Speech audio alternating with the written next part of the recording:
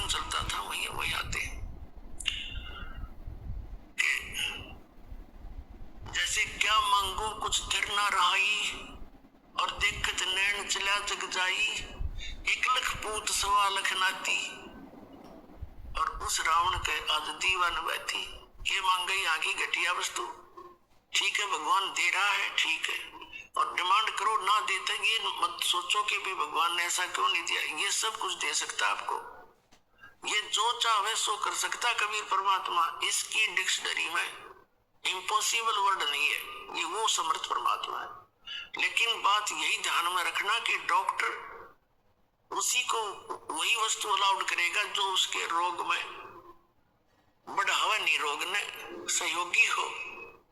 तो ये भी आप ध्यान रखना, ऐसी वस्तु आपको यहाँ से मिलेगी नहीं जो आपकी भक्ति का नाश करे, और बाकी आपका काम कोई 8 लगेगी नहीं। ये सत्कर मान लियो, बेसिक लिख लेना कि तक कोने में डायरी के।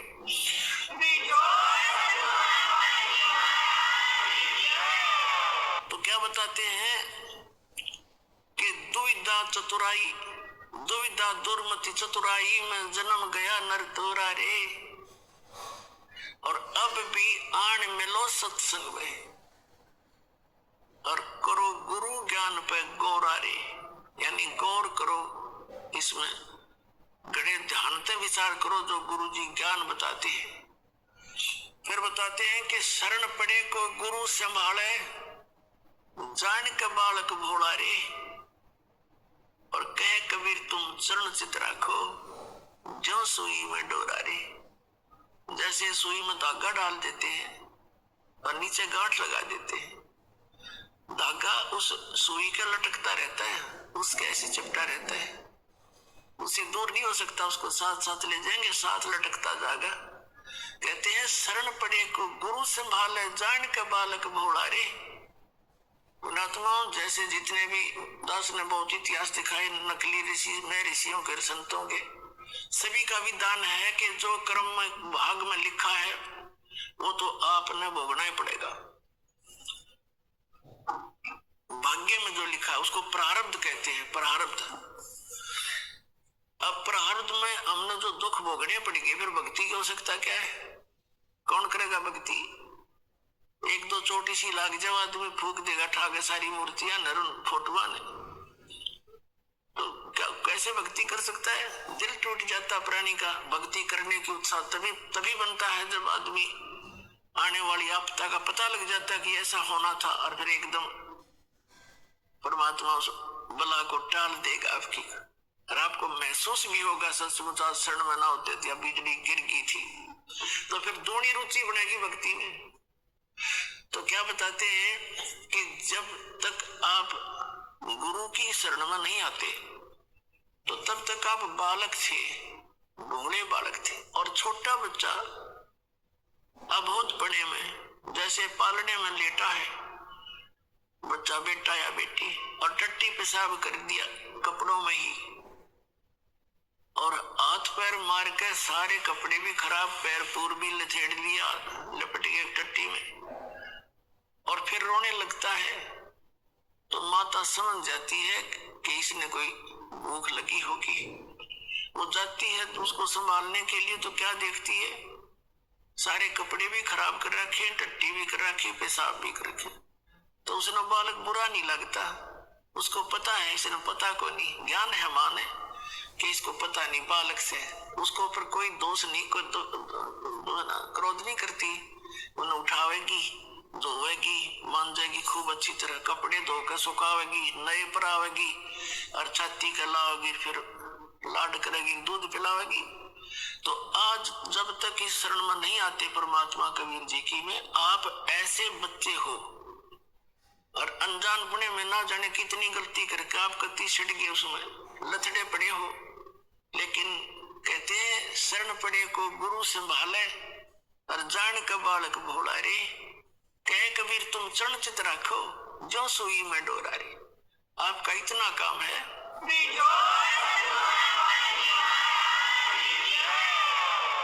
आपके जो प्रारब्ध में जो पहले के जितने भी पाप थे वो आपके साथ लपेट के भेज रखे काल ने, और जिसे पुण्य थे वो भी अंदर डाल दिए, तो आपके दोनों मिलाकर मिश्रण कर रखे। तो अब परमात्मा आपके उन पापों को धोएगा सारा ने, और फिर आपको समझ कर लेगा, और समझ करके फिर सीने का लगाओगा और सतलोक में ले जाकर दूध पियाओगा, यानी वह सदा सुखी कर देगा आपको।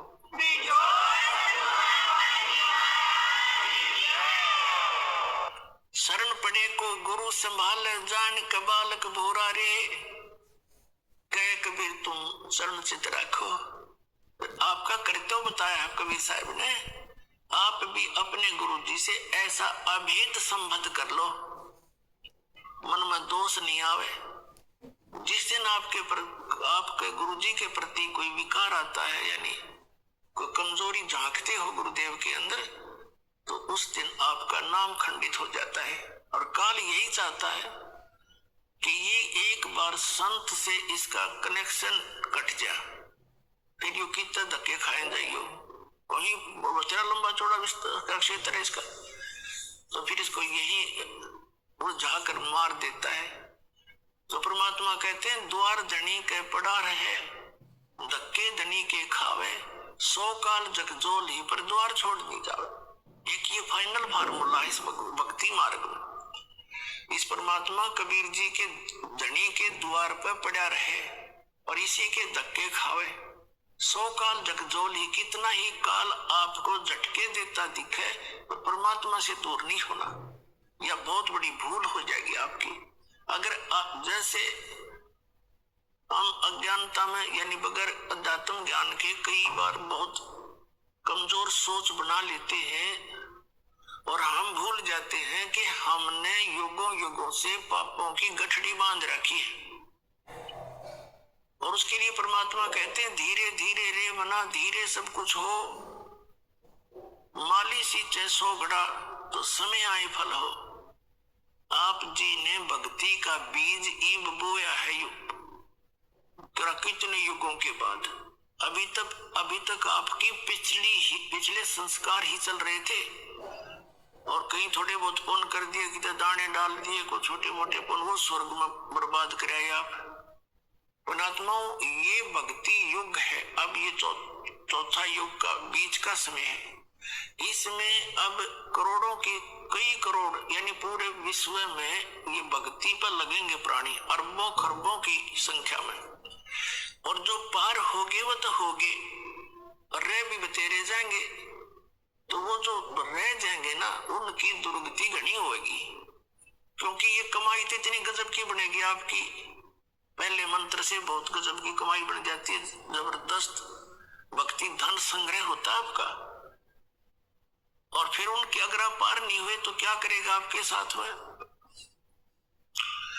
जैसे आपकी भक्ति धन इन ऊपर के लोकों में आपको इनका प्रतिफल मिलेगा, जब सतलोक नहीं जान पाए तो फिर ऐसे बनेंगे आपके साथ। इस मूल कमल में गणेश जी का जाप है, आपको दिया जाता है, इसका भक्ति धन आपका इकट्ठा हो रहा है, और पार हुए नहीं तो आगे ठड़ी यही रहेगी आपकी। फिर ये लुटेरे आपको टर्न बाई टर्न लूटेंगे। आप गणेश जी के लोक में जाओगे, वहां गण बना देंगे आपको, आपकी पूंजी होगी, रेस्टोरेंट तैयार है, उसका कमीशन है इन देवताओं का। जैसे होटल के मालिक होते हैं, उनका कमीशन होता है वो अलग से, यानी उसमें अपना नारा चार्ज लगाते हैं उस बिल में। तो आप कहीं किसी में 10% आपकी कमाई से, किसी में 15%, किसी में 20-25%, ये अपना लेते हैं, तब अपना गुजारा चला रहे हैं। कंगाल लोग है किस ब्रह्मांड तक का उस सतलोक की दृष्टि में। और आप भक्ति के धनी लोग वहां जाते हैं, जैसे यहाँ कुल्लू मनाली में जाते हैं गर्मियों में सेठ लोग, और 10-20 हजार रुपये खराब करके उल्टे फिर आ जाते हैं वो लटका के कर्म क्षेत्र में। तो आप इस मूल कमल के मंत्र का जाप जो आपको दिया जाता है गणेश जी के लोक में, वहां ठाठ करोगे, यहाँ के नकली ठाठ। जब वहां आपकी पूंजी समाप्त हो जाएगी, उसके बाद आपको भेजेंगे ब्रह्मा जी के लोक में, क्योंकि उसका भी जाप आपने कर रखा है। वहां जब आपकी धन खत्म हो जाएगा, फिर जाओगे विष्णु जी के लोक में, क्योंकि उनका भी आपने धन इकट्ठा कर रखा है, फिर उसके रेस्टोरेंट में वहां रहोगे। उसके बाद फिर जाओगे आप श्री शिव जी के लोक में, उसकी भी कमाई करते हो, मंत्र जाप करते हो। फिर जाओगे दुर्गा जी के लोक में, और वहां भी जब समाप्त हो जाएंगे फिर आपके 2 मंत्र का जाप और रह गया, ये 2 अक्षर का सतनाम का जाप, तो उससे जाओगे आप फिर ब्रह्मलोक में, इस काल के निज लोक के अंदर। वहां कोई हजारों युगों तक आप उस ब्रह्मलोक में रहोगे। वहां इस ओम के धन को खत्म करके फिर वापस आओगे, और फिर इस सतनाम के अंदर जो दूसरा मंत्र है, इसने काल ने उस ब्रह्मलोक में जीव को धोखा देने के लिए नकली सतलोक, नकली अलखलोक, नकली अगमलोक और नकली अकैलोक बना रखे। तो उस पूंजी को फिर ये आपकी वहां बर्बाद कराएगा।